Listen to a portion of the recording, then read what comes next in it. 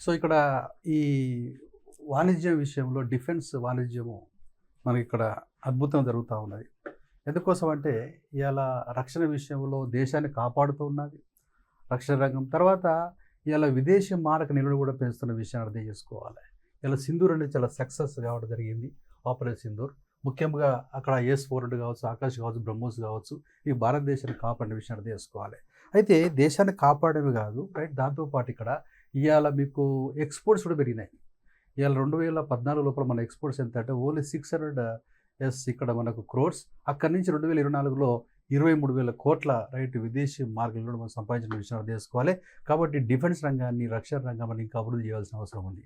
అదే రకంగా ఇలా ఉత్పత్తి విలువ కూడా అది 45,000 క్రోర్స్ ఉండే ఎప్పుడు 2014లో అది వచ్చేసి 1,25,000 కోట్లు పెరిగింది ఉత్పత్తి విలువ కూడా. కాబట్టి ఇక్కడ మనకు ఏ విధంగా ఐటీని డెవలప్ చేస్తున్నామో, ఏ విధంగా ఫార్మసీ డెవలప్ చేస్తున్నామో, డిఫెన్స్ రంగాన్ని డెవలప్ చేస్తే మన దేశాన్ని రక్షించడం జరుగుతుంది. రెండవది ఇలా ఎగుమతులు కూడా జరుగుతాయి. మనకు విదేశీ మార్కెట్లు కూడా వస్తున్న విషయాన్ని అర్థం చేసుకోవాలి. ఇలా ఎఫ్డీఏ కూడా మనం పెంచినాం ఇలా డిఫెన్స్ రంగంలో, రక్షణ రంగంలో.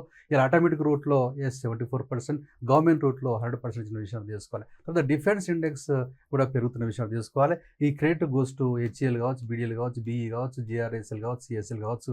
అదేవిధంగా ఇలా డిఫెన్స్ ఎక్స్పెండిచర్ పెంచుకోవాల్సిన అవసరం ఉన్నది. జీడీపీలో 1.9% ఉన్నది. అదే ఇజ్రాయెల్ అయితే 6.5% విషయం మనం అర్థం చేసుకోవాలి. ఇలా చైనా వాళ్ళు డిఫెన్స్ పైన చేసే ఖర్చు $246 బిలియన్, మనం చేసే వాళ్ళు 77. కాబట్టి డిఫెన్స్ రంగంలో మనము ఇలా ఎక్స్పెండిచర్ పెంచవలసిన అవసరం ఉందనే విషయం అర్థం చేసుకోవాలి. Okay, right.